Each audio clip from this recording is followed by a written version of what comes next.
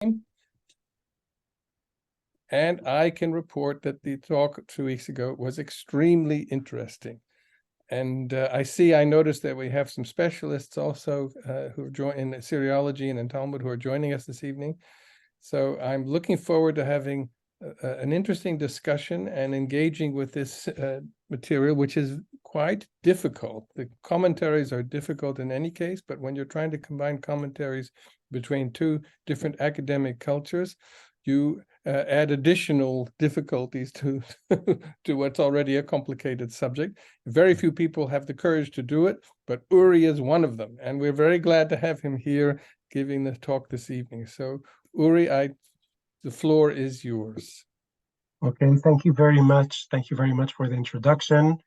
As you said, first of all, thank you for inviting me and for giving me this opportunity. Indeed, in a different seminar also organized together with UCL, I gave a similar lecture, but not an entirely, so it was more specific about a certain aspect of the commentaries. So there will be a bit of an overlap if people were in both lectures, but in any case, as Mark and I spoke earlier, sometimes it's also good to go over the materials once or twice, because as you said, they're difficult materials, and sometimes it takes some time to internalize them.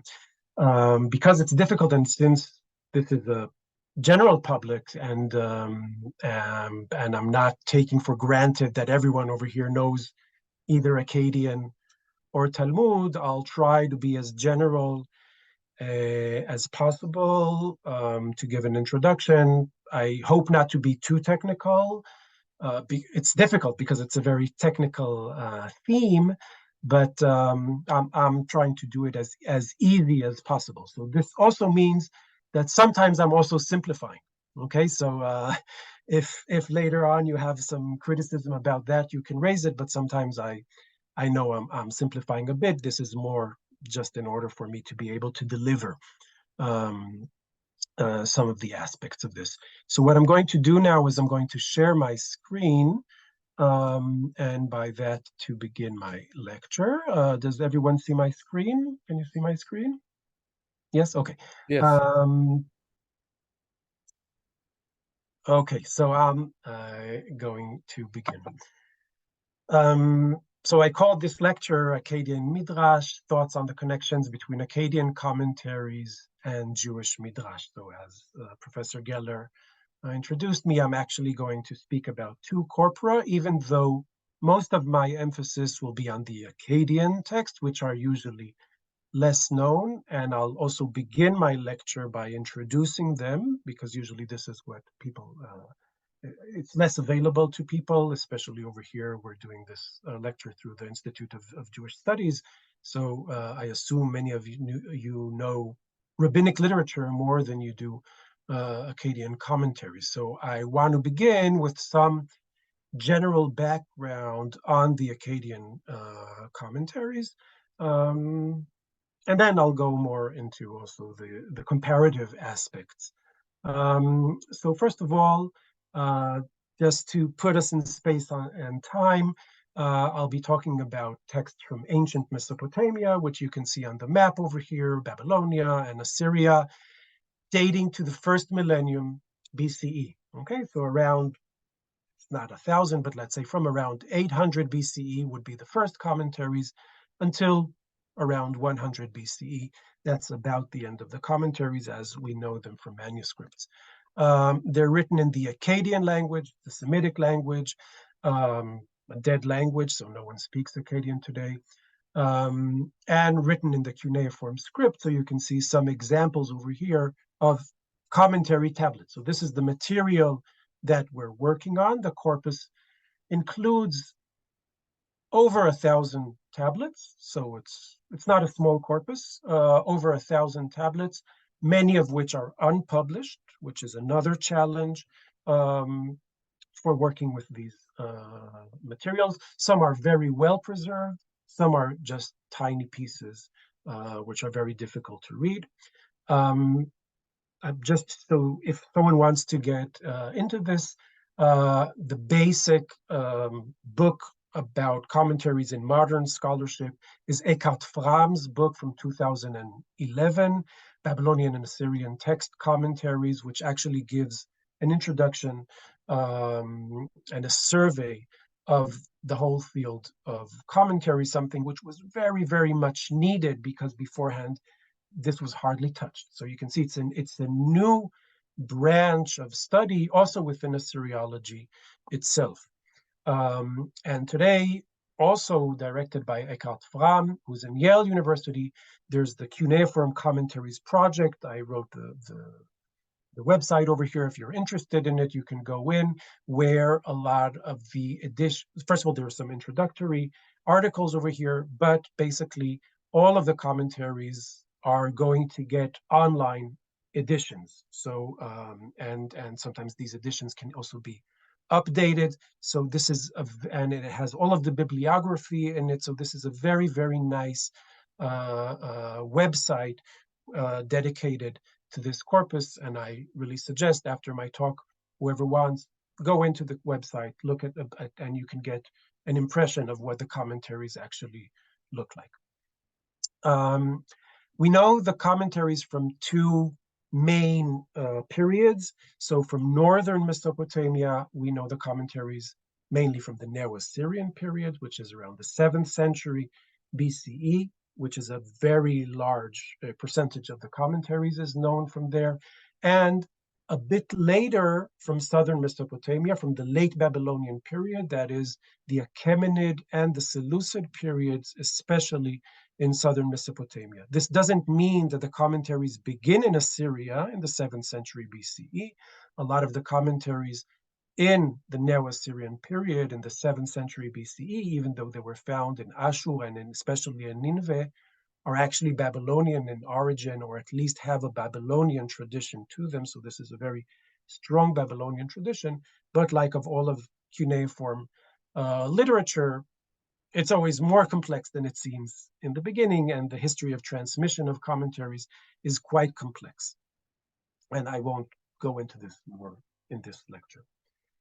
We have basically two types of commentaries, which I call continuous commentaries and thematic commentaries. This isn't usually the way they are considered in Assyriology, but I use these terms because usually they're easier for an audience who's interested in Jewish studies to look at these things, because we know these types of commentaries also from corpora, which we know from Jewish or earlier Judean, from the Judean world.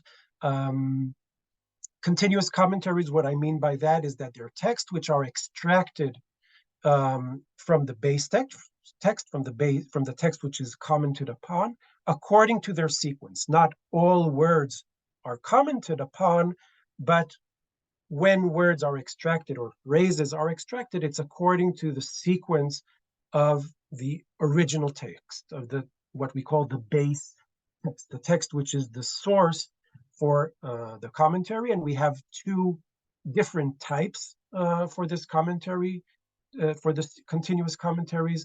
What we have, the earlier type is usually written in columns. So this is what you see on your left side, where we have the words extracted from the base text on the left and their interpretations on the right. Okay, so this is what you see on the left. In later periods, it becomes entirely horizontal. So we, instead of having two different columns, there's this small, what we call the Glossenkeil, or the small colon mark, the two wedges, which simply separates between a word and its interpretation. So the format changes a bit within time. Again, it's not entirely. We also find in the later periods still the column format, but basically the format changes.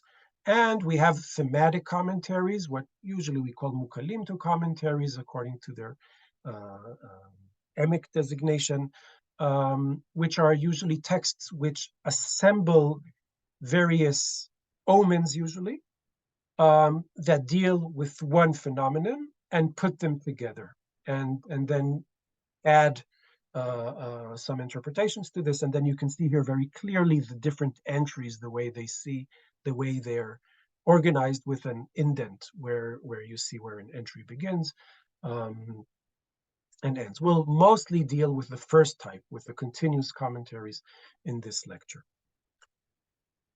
Before I begin with the examples, just some features of the commentaries. Beforehand, I want to speak about the features of the commented texts, of the texts which are commented upon, which we also know without the commentaries, what we call in historiology base texts.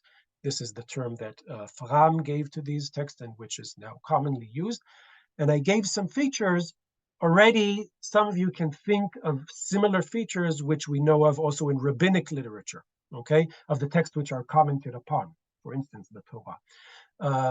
Most commentaries are on technical literature, especially omens, also medical texts and lexical texts, not necessarily literary texts. We have a few literary texts, but most are technical texts. Think also of the rabbinic texts and Midrash, especially halachic Midrash, which is mostly on technical literature and not only on narrative literature. Practically all of the commented texts are standard, or what I call canonical. Not everyone likes the term canonical, but anyway, in any case, standard. So these are texts which are fixed or relatively fixed and have also commentaries to them. And many of these commented texts are attributed divine authority according to other texts. So the texts which have commentaries are very often, not always, but very often, also texts which were, according to tradition, according to the Mesopotamian tradition, authored by the gods themselves and not by humans. Some features of the commentaries themselves, not the base texts, but the commentaries themselves. Again, you can think also of rabbinic commentaries. So I'm beginning my comparison already in an implicit way. They use a relatively standard set of technical terminology. They often present several anonymous interpretations of one word or phrase without ruling, without deciding which is the correct one. They simply present a few possible interpretations or a few given interpretations, one after the other. This is something which is very well known in rabbinic literature. Some interpretations are very simple. They're lexical in nature. They're simply glossaries. One word given, interpreted by a different word. Other interpretations are contextual, non-literal, so they change the literal meaning of the text, sophisticated, and sometimes even playful. This is something which Irving Finkel spoke about a bit, about the playfulness sometimes of the commentaries. Many of these contextual, so the non-literal interpretations, these playful, sophisticated interpretations actually try to solve a problem. They try to solve a textual problem, especially contradictions. This is their motivation. Commentaries in Mesopotamia often cite other texts in support of their interpretation. Commentaries are presented as a sort of classroom activity. Okay, they're designated sometimes as the questionings by a master scholar. So it's as if the commentary is taking place in a class or is a protocol of something that happened in class, something which we of course know from Midrash literature. Commentaries are very laconic. So they don't give us the whole argumentations. They just give us the tip of the iceberg. And therefore, commentaries are very difficult to understand because actually most of the information is not there. We only have a bit of the information of what was probably part of a living oral tradition. Now, how do we as modern scholars approach these commentaries? And the way I approach them, at least, I have three phases in which I approach commentaries. First of all, I distinguish between, or try to distinguish between the base text, so the text which is cited in the commentary before the interpretation, and the interpretation itself. It sounds very banal, but it's not always easy because the commentaries are difficult, and it's not always easy. At some point, sometimes you get lost. You're not sure what's the base text and what's the commentary. So this is the first thing which we have to do in order to make some kind of sense and build a skeleton of the commentary text. Then another phase which I try to do is to identify exegetical terminology. So to find out what are the terms used, the strict, usually the standard terms which are used. And very often when I find these terms, you know already what these terms are used for. So that also helps us recreate this skeleton of the commentary. And the third thing, which is not always given enough attention, I think, is to try to identify the hermeneutical problem, which was the motivation for this interpretation. And over here, I follow Nechama Leibovitz. I hope you all know her. She was a very prominent biblical scholar. And she dealt with medieval commentaries. She dealt with Rashi, okay? But when she looked at Rashi, she didn't ask, what does Rashi say? She asked, why does Rashi say this? She would always begin her interpretations by makashe le Rashi. What's bothering Rashi? Why did Rashi give this interpretation? And I think this is a very good point, which I try to apply also for the Mesopotamian commentaries. I'm not always successful, but always to see not only what does the commentary say, why did he say it? What is the problem that the commentator has that, for instance, made him change the literal meaning? It's usually done because there is an actual hermeneutic problem. And this is something which I think it's good to look at scholarship dealing with commentaries in other traditions that can give us some clues on how to approach these commentaries. And most of my talk today will be exactly on these hermeneutical problems to try to identify them. So basically now, just to get you through what I'm going to talk about today in the lecture, first I'm going to give 5 examples from Akkadian commentaries. We're going to look at them very briefly. Then we're going to look at some similar features in rabbinic exegesis, but very, very briefly. And then I'll discuss the relationship between these two traditions. So this is just so you know where I'm going. So let's begin with the commentaries, with the Mesopotamian commentaries. Let's begin with the very simple, with where the hermeneutic problem is simply what? Okay, what does this word mean? And then we'll see that the way the commentaries deal with this is either by describing or by giving a lexical equivalent. Let's look at one example given from a medical commentary. And in this medical commentary, they are dealing with this mineral called lurpanu in Akkadian, which is used for the treatment. And then we have, this is the commentary on it. 2 interpretations of what lurpanu is. One, in the commentary, it is like lapis lazuli, but dotted with bright spots. Alternatively, lurpanu mineral is equivalent to the kalu paste. Okay, I won't go now into what these things are, but we see here a commentary, what I mentioned before, giving 2 interpretations, not telling us which one is preferable, okay?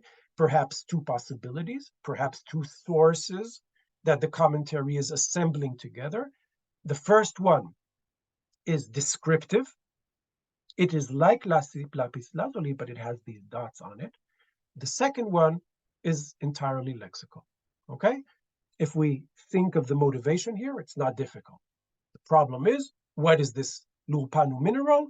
And then the commentary gives us 2 interpretations, one descriptive using analogy, which is very regular in descriptions. When you want to describe something, if you have something you can use as an anchor, so it will always be helpful. So analogies are very, very regular in descriptive interpretations, and the lexical equation. So this was a very, very easy commentary entry.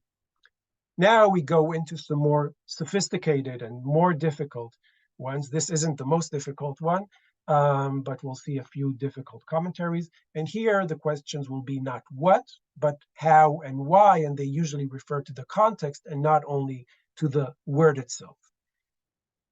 So again, giving a commentary on medical omens. So it's not on a medical treatment text, but this is on an omen. As some of you probably already know, divination is a very important part of religion of ancient Mesopotamia, to find signs in the world and to interconnect different things in the world by divination. And then even before seeing the patient, the healer, according at least to one textual tradition, can try to begin his diagnosis of the patient by seeing signs on the way to the patient. So if the healer on the way to the patient sees a corpse, so a dead body, that patient, so the patient he is going to, will recover. This is the base text. Now the commentary.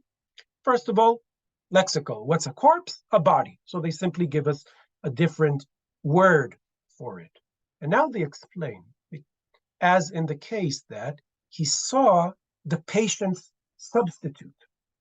So what's the problem here? The problem here is, how does a dead body predict the recovery of the patient? What is the relationship between the first part of the omen and the prediction? What is, why would a dead body be an omen, a good omen for the recovery of the patient? I could have thought that it would be a bad omen. The commentary tells us it's a substitute. So actually someone else is dying while the patient then is probably going to recover. So it gives us some kind of an idea about a balance between the dead and the alive, a balance which we read about also in myths. For instance, in Ishtar's descent to the netherworld, where we see there's a sort of balance between the dead and the living. And over here we see someone dead, we're going to someone who may be going to die too. And then on the way, you see, he saw his substitute. So someone already died instead of him. This guy, who I'm going to, will recover. So it's a good omen. So this is something which is more contextual. So it's not just about one simple word. It gives us the whole context. It gives us the whole relationship between the first part of the omen and the second part of the omen, between the condition and between the prediction, which is something which commentaries are very, very much interested in, just like we are. We are also interested in, when we read omens, why does this predict this? Let's look at larger contextual concerns dealing with contradictions in commentaries. And contradictions, I have three types of contradictions which I refer to. So contradictions within the text itself, contradictions between the text and the reality as we know it, and between different texts. So let's see some examples. I'll begin with the most difficult example, which is also a very well-known example because it's always cited. If the healer, this is from the same text we saw earlier, sees a baked brick on his way to the patient, baked brick in Akkadian is aguru, the patient will die. And then we have a long commentary on this, which gives us three different interpretations. The first one is actual, kayanu in Akkadian. I'm going to deal with this in a few minutes. Secondly, aguru, when he saw the aguru, the baked brick, aguru refers to a man who returned from the river ordeal because the element a, from aguru, means in Sumerian water. And the element gur, from aguru, means in Sumeria return. So he saw someone returning from the river ordeal, gur from the a. Thirdly, a different interpretation, aguru refers to a pregnant woman, because the element a means son, and the element gur means carry. So he sees someone carrying a son, which is a pregnant woman. This is a difficult commentary. The commentary actually takes a very non-literal approach and tells us he didn't see a brick. He saw a person coming back from the river ordeal, or he saw a pregnant woman. Why did the commentator so radically change the literal meaning of the text? And I think the problems here are these. First of all, this has some kind of contradiction to reality. Baked bricks are not uncommon in Mesopotamian landscape. A lot of Mesopotamian landscape. Everything is built from bricks, not everything from burnt bricks, but burnt bricks are used, for instance, in monumental buildings. So it's something which you see quite a lot. And if you see quite a lot of those, that would actually predict the death of many patients. And the second thing is, why is a baked brick related to the death of a sick person? We're not sure about that. And then the commentary, by giving these non-literal interpretations, solves these problems. It changes the meaning from the literal meaning of a baked brick to a pregnant woman. And it does this through a notrikon, what we call in rabbinic literature as notrikon, where you take a word and you cut it in two, or you take parts of it. It took the a and the gur. And by this, we see the way they do it. And we see it's the same logic of the previous example. Okay, the previous example, he saw a dead man, which means that this guy will now be alive. Now he's seeing new life, a pregnant woman who's about to give birth to a new child, or someone who is saved from the river ordeal. If he returned, it means that he's alive.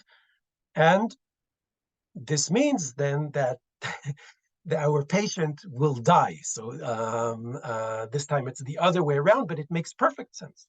It makes perfect sense. So they went way out of their way to interpret the aguru, to interpret a brick as actually a pregnant woman. But beforehand, the text had no sense to it. It contradicted what we know from reality. Now it makes perfect sense. But in addition to this, we still have the first interpretation, which tells us actual, kayanu. So there is still one possibility that tells us, with all of these difficulties, there's still the possibility, at least one guy said it maybe, that this is actually a brick. Don't do all of these weird stuff, all of these weird interpretations. When it says a guru, it's not a pregnant woman. When it says a guru, it's a brick. So there was this guy who was very strict and said that we do not leave the basic actual interpretation, and I'm going to speak about this later. Let's look at two more cases before I go to the discussion. So I see I'm running out of time, so I'll do it a bit more briefly. Snake omens, okay?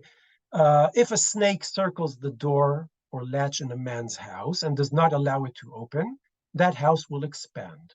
Alternatively, that house will be abandoned. So we have one case, two predictions. The house will expand and the house will be abandoned. The interpretation says this: for a nobleman, favorable; for a commoner, unfavorable. What's the problem here? We have a textual contradiction. Is the omen good or bad? If the house will expand, so it's good to have a snake on your door. If the house will be abandoned, it's bad to have a snake on your door. Is this a good omen or a bad omen? What the text does is it solves this problem by specifying different social classes to each of the predictions. The first prediction only speaks about a nobleman, and that's why it's favorable. The second edition deals with a commoner, and this is unfavorable. I would never think of this looking at the text, okay? It's not the literal meaning of the text, but the interpreter of the text has a real problem here. He has a real contradiction here, and this is the way he decided to overcome this contradiction by specifying different social classes to each of the options. Let's see another snake omen. I gave this example also in the last lecture. If a snake sees a man and he kills it, that man, his misfortunes will not approach him. A very good omen. So if a snake looks at me and I am able to kill it, I'm set for life, okay? Everything will be good from now on. It sounds like the best omen in the world. Comes the commentary and tells us, the snake saw the man on a day that is good for killing, and then he killed it, concerning the 20th day of Iyar. So the problem that the commentator has is something which we are not aware of, but we know from other texts, which I didn't give over here, that it's not always a good omen when a snake looks at you. Sometimes it's actually a very bad omen when a snake looks at you. And it depends on when this happens. And we know a different text that says that the 20th day of Ayahu is a good day for killing a snake. So only this whole omen is now specified. Instead of 365 days a year, 1 day a year, this text is relevant. And how does it get to this conclusion? By looking at a different text. So it's taking the whole corpus as one, looking within it and solving the problem in this text by specifying it according to a different text. So this was another type of specification. I gave these specifications because I'll deal with specifications in a minute. So these were the examples. And now I want to discuss it a bit. Beforehand, let's speak a bit about rabbinic literature. So already we see similarities between Mesopotamian commentaries and rabbinic exegesis. First of all, in the structure of the commentaries, they go according to sequence, first introducing the text, actually citing the text, and then explaining it.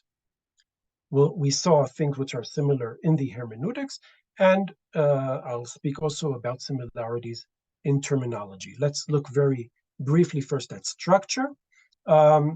This is the way Midrash on the Torah is also structured. Okay, it goes according to the text, according to the sequence of the text. You can see over here I gave on the top the citation of the text from Leviticus, and I marked in red the words which are also referred to in the commentary on it from the Sifra, so early halachic midrash. And you see that the commentary goes exactly according to the original sequence in the text which is commenting upon. And this is exactly what we see also in the Mesopotamian commentaries. Let's move to hermeneutics. There are two things which I want to speak about. First, non-literal interpretations, and especially notrikon, what we saw earlier, where the aguru was broken into a and gur in order to get to a pregnant woman, and the concern, the larger concern with solving contradictions and harmonizing texts, mostly through specification. So specifying the text, as you remember, to a specific social class, to a specific day in the year, even though this wasn't the literal text, the literal meaning of the text. And this specification is very close to what we know of in rabbinic literature as the okimta, as what we call okimta. There was a book published about it in Hebrew just last year about okimta interpretations, which are one of the most common interpretations in the Babylonian Talmud, but also earlier in earlier rabbinic midrash, where something is set up, okim, where something is specified, even though this wasn't in the original text. And usually this is done in order to solve some kind of contradiction. One example is the person in Leviticus who cursed God, and then all of the congregation stones him, which doesn't seem possible to the Sifra, to the commentator. And then they say all of the congregation is not all of the congregation actually stoning him. It's only the witnesses stone him in the presence of all of the congregation. This wasn't said in the text itself, okay? But it contradicts a sort of reality in which we cannot imagine that the whole congregation is stoning him, and that's the way they got over this contradiction with reality. So this was about the okimta. We also have a lot of similarities, and this is something which I worked on, but now I'll only say very briefly, in terminology. And terminology for me is very important because phenomena may be similar in different exegetical traditions. But when these phenomena are also given identical or very similar terms, first of all, this can also happen independently, but it may also be an indication that there is some kind of relationship, some kind of historical relationship between these phenomena. So examples are shaikbu, that which it said, and it is as if it said, ki ikbu, which we find in commentaries. We find very, very similar terms actually before the rabbinic literature in the Dead Sea Scroll, in the Psharim literature, where we find ve'asher amar, ki hu asher amar, before the text, after the text. So not only are the words similar, also they're set structurally.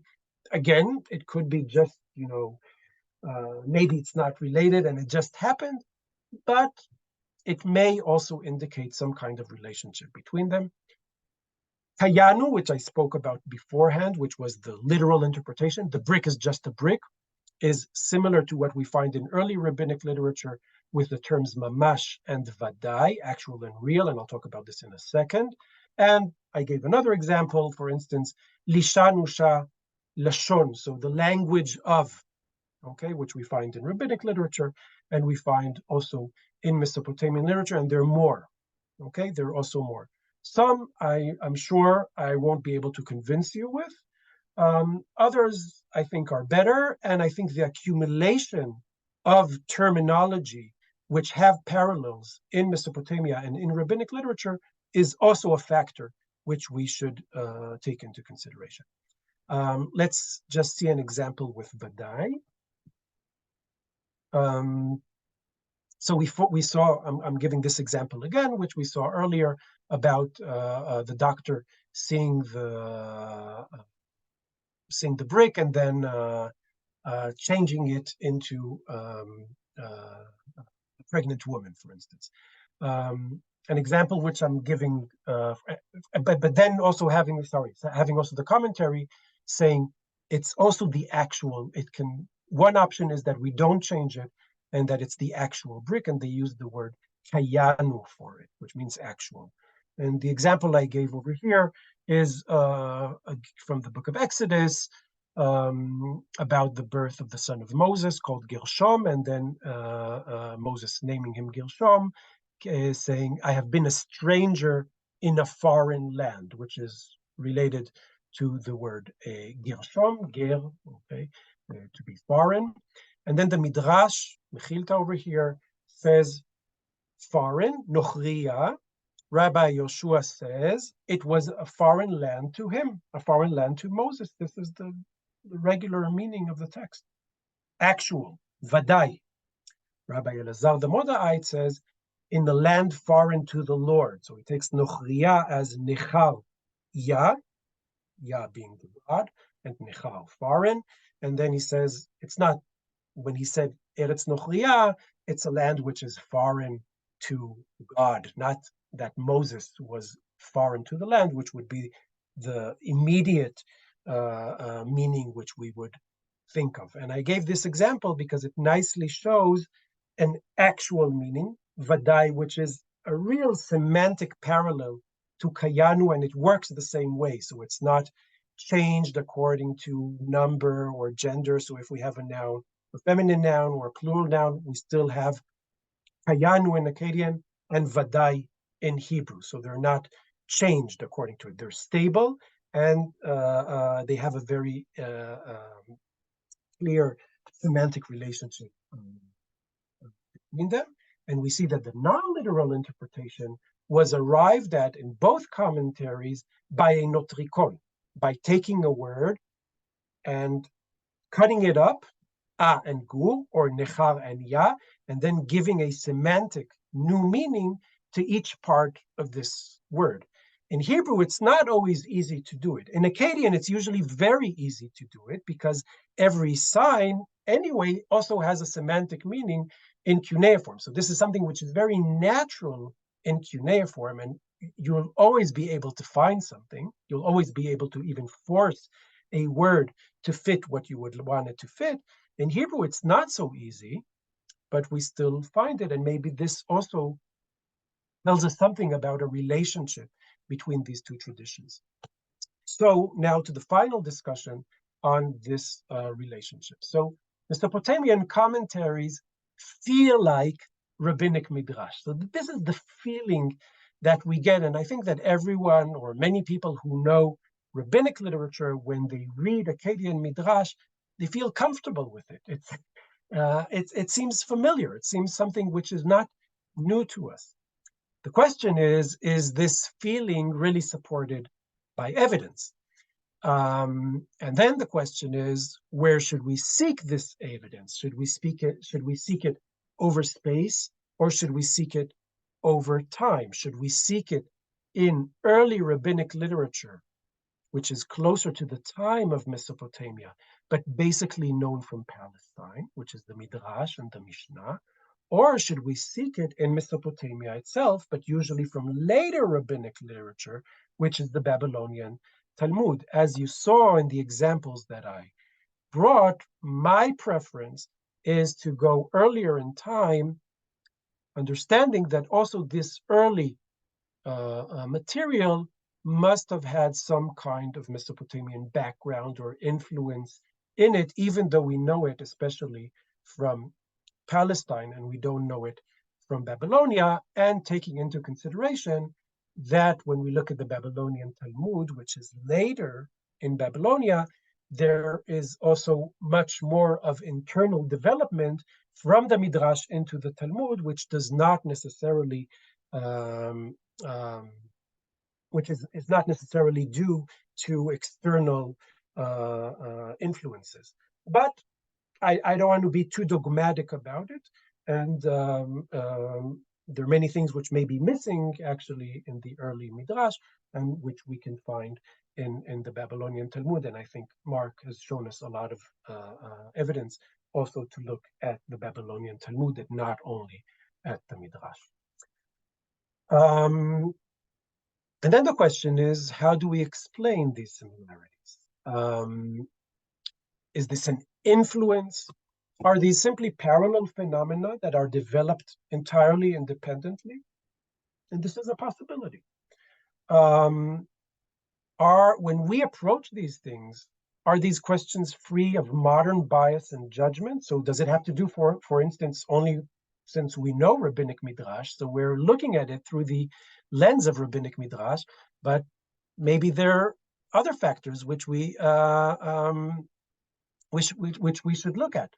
Or are we too eager to find parallels? Or we don't want to find parallels at all. So we need to also ask ourselves, what is our motivation when we look at these things? And therefore we have to be, I think, in our methodology, very balanced, very cautious, and unbiased as much as possible. We're always biased, but at least we can be aware. Am I looking for too many parallels? Am I actually not looking for parallels? We have to be very, very cautious. We have to make a distinction and look at both phenomena and terminology, okay? And try to define each of them. We should also look at other traditions, not only in Mesopotamia and rabbinic literature. We should also look, for instance, I only recently began looking at faraway traditions in order to use them as sort of control cases to see what happens in traditions which are probably not related, that are even if they have some kind of relation, they're very indirect relationship. What happens in other very prominent commentary traditions, for instance, the Indian Mimamsa commentaries in Sanskrit. And I'm giving examples in the interest that is given to these for scholars in Jewish studies who begin looking at Talmud vis-a-vis Mimamsa. And over here, I'm giving just a few examples. Gabbay and Shanish in Akkadian, which have very clear parallels in Hebrew. Ne'emar and Davar Acher also have parallels in Sanskrit literature. Uchyate and Aparamapi Vachanam, which we find also in Sanskrit literature. On the other hand, Gabbay and Shanish, or it is said, and alternatively, are actually quite basic, not very technical terms, so maybe it's not surprising to find them over there. But still, I want us to have it in mind that we always need to be careful and have some kind of control group, an external control group, in which we can check ourselves. Of course, there are many, many other parallels in Greek traditions, and also not only in terminology, but also in the hermeneutics themselves. For instance, Okimta interpretations we can find in other commentary traditions as well. So, to sum up, still, I do think, even though I'm very careful, and even though I have this control group, which I'm using, it's true that there seem to be real connections between Akkadian commentaries and rabbinic exegesis. It's not just two parallel phenomena that sprang up independently. And then the question is, what are the points of contact? How would the knowledge transfer between these two commentary traditions? And I don't have a good answer to it, but I assume that there must not be only one channel in which knowledge travels, and there may be several channels in which knowledge transfers, and it doesn't have always to be one way. It can be sometimes way and back. It is true that it is a bit against of what we know in Mesopotamian scholarship, which we understand today as exclusive and not open, at least institutionally, to others. But what happens after Mesopotamian tradition, when these institutions die, maybe then it's open, maybe beforehand it's still open, even though they give us the impression that they're closed. How do these migrations from Babylonia to Palestine happen? Do they happen through specific agents? And I gave two people who are very, very far removed, who are scholars that we know began in Babylonia and then ended up in Palestine, such as Ezra, who's a sofer, who's a scribe, and Hillel, many, many centuries later. They're very different in their nature, but I gave these as two examples of actual people who travel, and these are people who are knowledgeable and travel between Mesopotamia and Palestine. Or maybe we should speak about indirect migrations into a sort of general coloring of the ancient Near East in influences that come from Mesopotamia, maybe resulting in a sort of Aramaic general tradition. And this is what actually we find in the rabbinic sources. And then we don't have necessarily a direct relationship or transmission between the two traditions. We have also evidence for unofficial contacts between scholars throughout Mesopotamian history in Babylonia, beginning with Ezekiel, which obviously has some kind of knowledge of Mesopotamian scholarship, and ending up with what Mark Geller has shown in his article of the scholar Ablat or Ea Ubalit, who deals with snake omens together with Shmuel, who's an Amorite, who's a Amorah of the Talmud. And then the question is, are these contacts also part of the other contacts that we know in medicine, in divination, in literature, between these two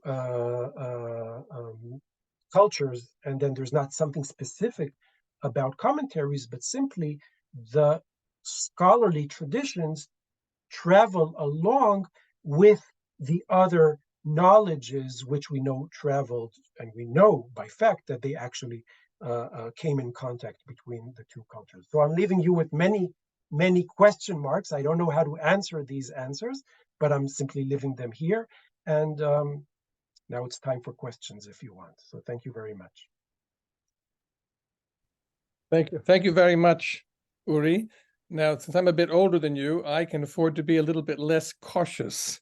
So what I'm going to do to opening up this discussion is I'm going to suggest some further implications of your material, which you haven't suggested, but I'm going to try to take this a bit further. Now, we have a very dominant understanding of the period of the Mishnah and before the Mishnah as Greco-Roman Palestine, and we know that since the Wissenschaft des Judentum school of the 19th century, there was been this dominant idea of Greek influence.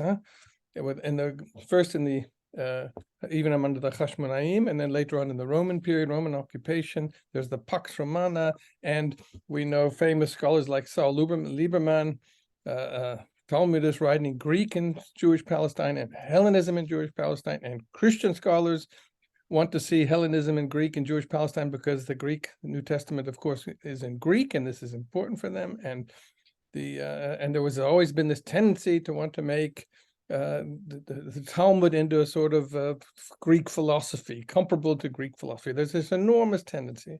And what your material might show us is that much of this is wrong, that there was much less influence, Hellenistic influence in ancient Palestine than we imagine, because Palestine belonged to the Orient. There's not a single translation of any Greek text that we know of from Palestine. There's no Aristotle, there's no Plato, there's no Galen, there's no Hippocrates. There is not a...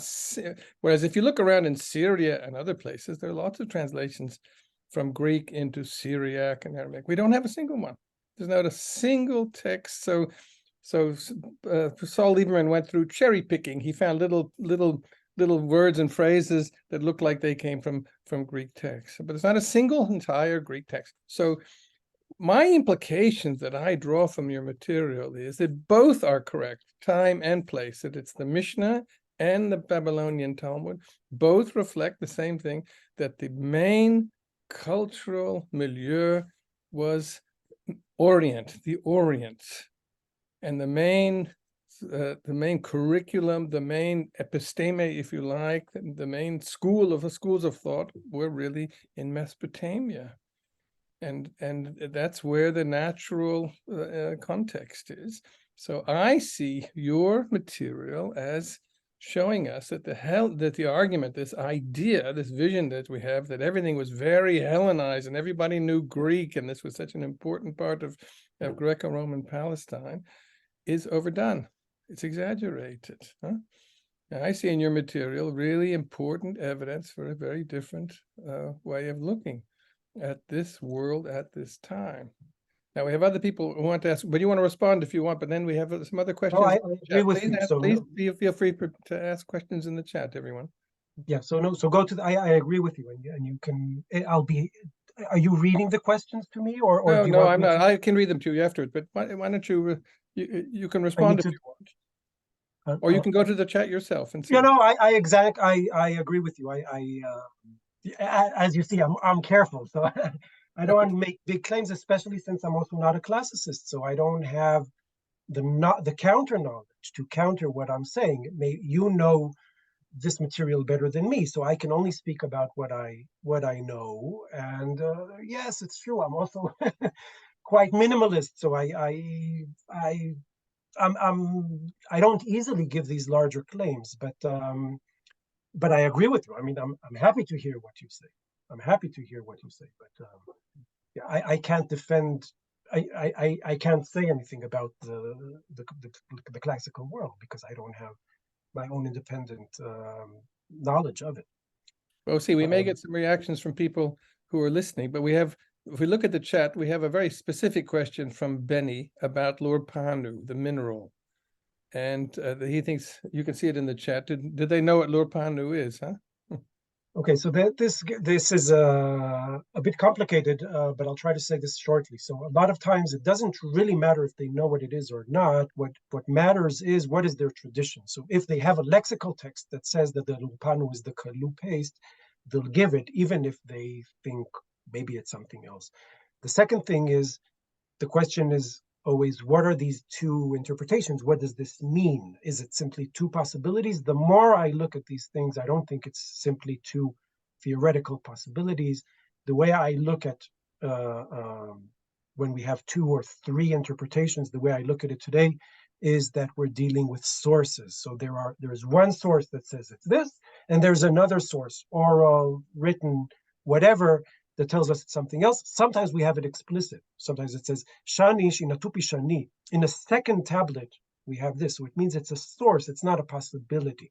And since they have a rich textual knowledge, many times this is simply one of these interpretations is based, for instance, on a text that gives this. I wouldn't be surprised if also the descriptive interpretations comes from like a text such as Abnu Shikinshu or one of these texts which are more descriptive and less lexical. And sometimes it's true, it could be an ad hoc interpretation or something simply a real knowledge which goes with them. But they're together with a real knowledge, let's say, they always have the traditional authoritative knowledge that goes with them. And a lexical text is authoritative. So if they have a lexical text which deals with what the lupanu mineral is, they'll give it. Just like the rabbis would quote the Bible. Yeah. Yeah, that's their basic knowledge. I mean, that's how they're trained, these guys. The first thing they learn is the lexical texts. Right. Maybe let's go to the other. So so Sam has a question about, are there any other commentary traditions which deal with this kind of orthographies, writings, for instance, your Sanskrit ones? Are there any similarities? Do they have notarikon? First of all, I don't know the other traditions well enough. From just having a few anecdotes which I saw, both in Sanskrit commentaries, and also I began reading Tibetan commentaries. I did see a few of these things, a few. These are usually, but over there it's usually sort of a playful way of looking at these things, at arriving at more,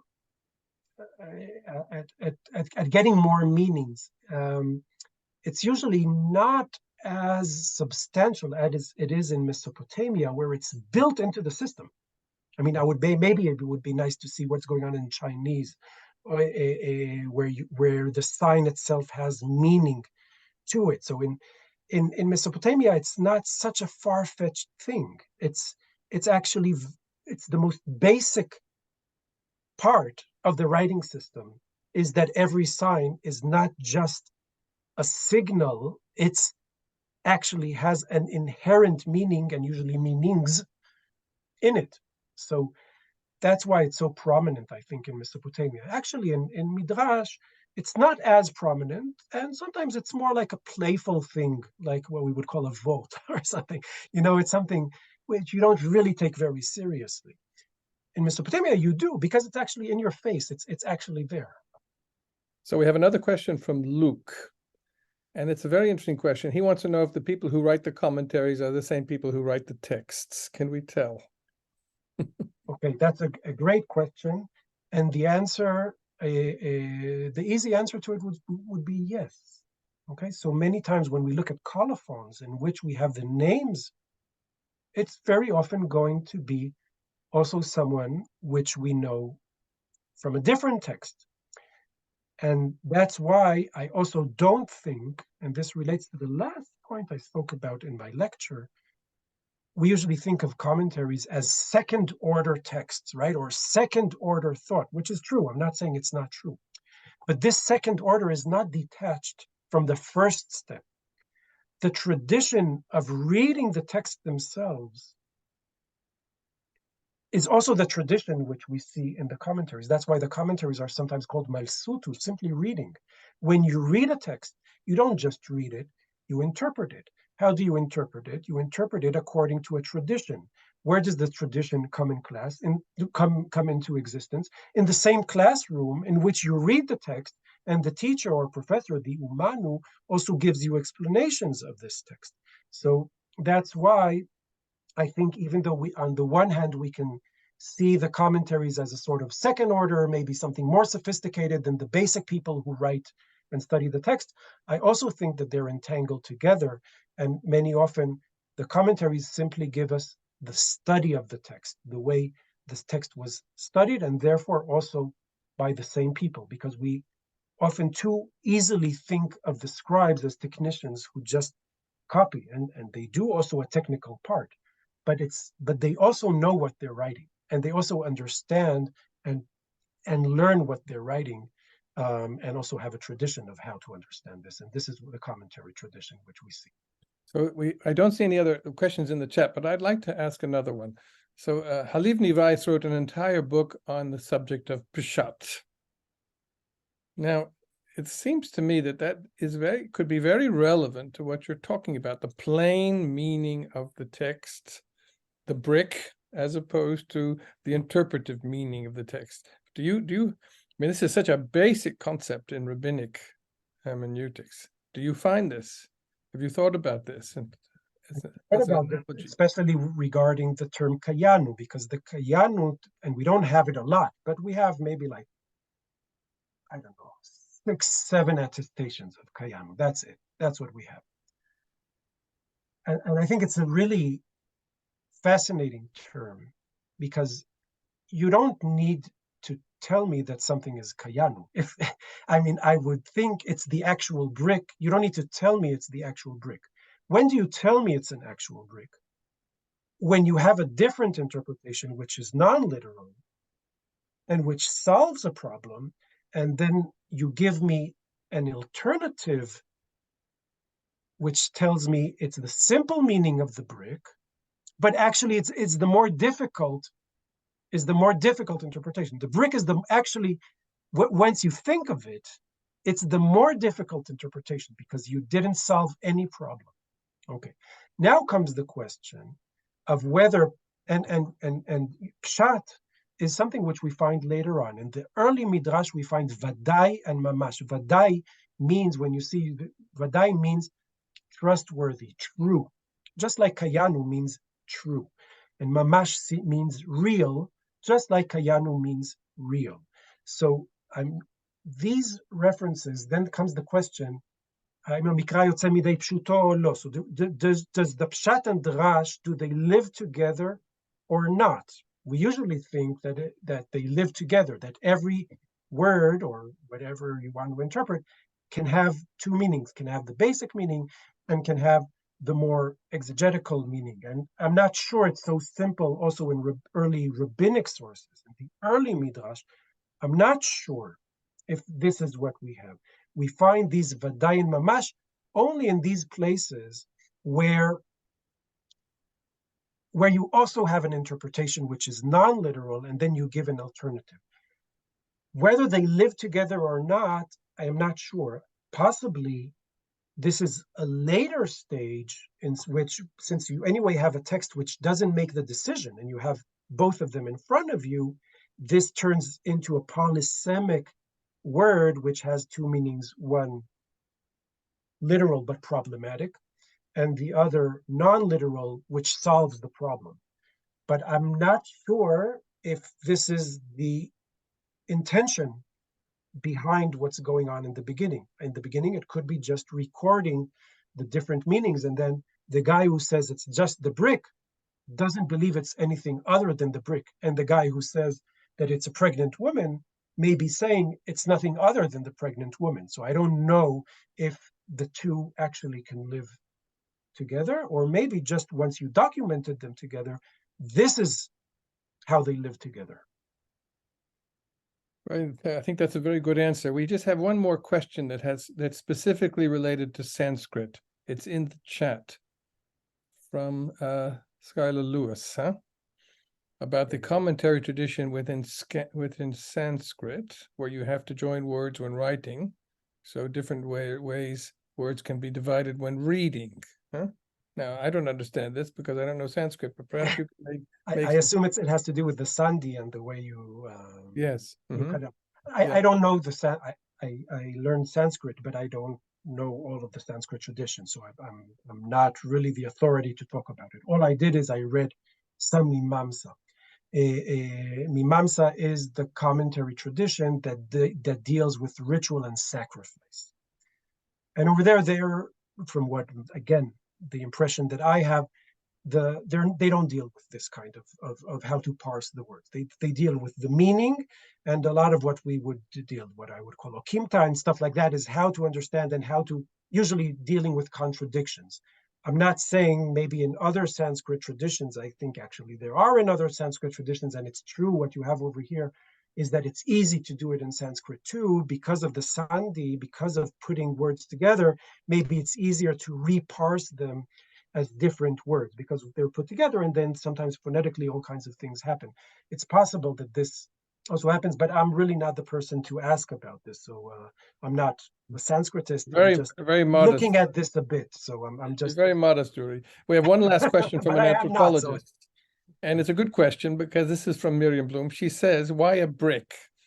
because it's a man-made artifact, and it's, of course, they built cities and towns of civilized city-states. So why should this be analogous? Why should this be the model for the patient that dies or the pregnant woman? Now, of course, it's correct about this because these bricks were always deteriorating. They have a very rather short lifespan, in Mesopotamia. You always had to keep rebuilding the temples and the houses. So do you have an answer for this? Would you? Yeah. So again, we need, when, like every interpretation which we make, not only in scholarship in the world, when we interpret law, we always have to, we look at the words, and we sometimes try to look at the intention behind the words.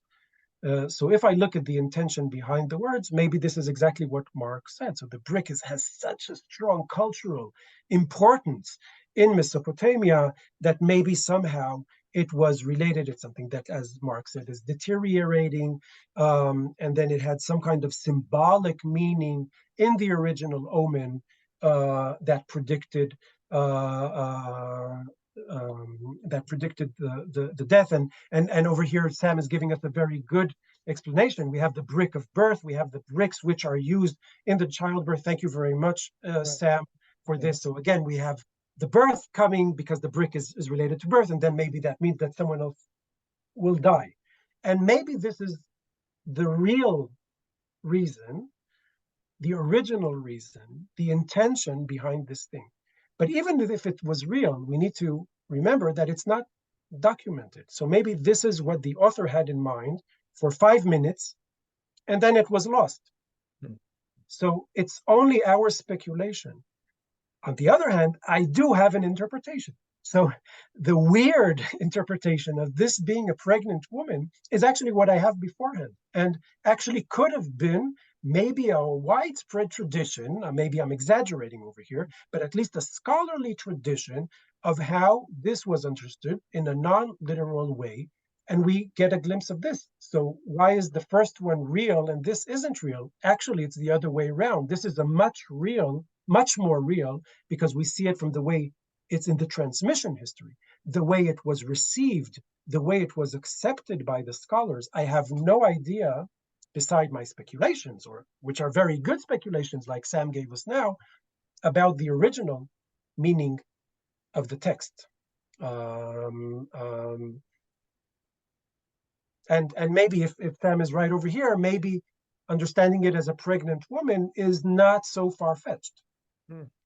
Well, I think this is a good place to call the discussion to a close. A very interesting discussion. But before I thank Uri formally, I just want to remind you that if you look in the chat, you'll see that we have another lecture coming up tomorrow on Judean coinage, and then we have in the following week we have a lecture with the Polish Jewish Institute of Polish Jewish Studies on Poland, and we have after that a lecture on Kabbalah. So forthcoming lectures. So we have a very exciting program, as always, for you to take advantage of. But in the meantime, within this our usual framework of exciting lectures, I think we can chalk this one up tonight as an excellent one, and with a lot of interesting material, very clearly presented, with all kinds of open-ended questions for us to think about. And we're very grateful, Yuri, that you've come along, and thank you very much. And we really enjoyed it.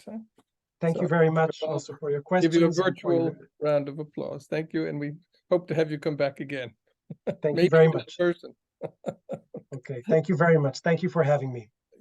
Thank you very much. Thanks, Uri. Thank you very much, Mark. And of course, thank you very much, to our audience. Thank you very much to our audience, and we'll see everyone you tomorrow, of course. Bye-bye. Bye-bye. Thank you very much. Or next week.